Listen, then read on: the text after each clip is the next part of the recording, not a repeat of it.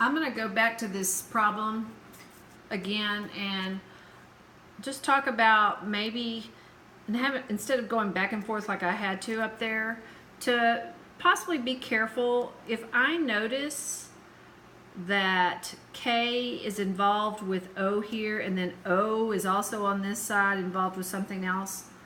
I probably should work with these things first, and maybe I'll keep myself from having to change a lot of things. So let's look at the O's. Okay, so I have 3 and I have 1. I can easily change this to a 3.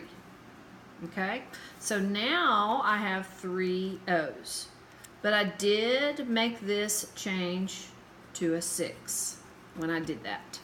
Okay, well now it's easy to see that this K over here needs to have a 6 in front of it to get 6 Ks. And then the B's are very simple to deal with because there are 2 here and I can easily change that to a 2. So if I can kind of work with the more complicated things first, I might save myself some time. It doesn't matter though. I still got the same answer when I worked it and it took me a little longer because I may have made it a little more complicated than it really needed to be.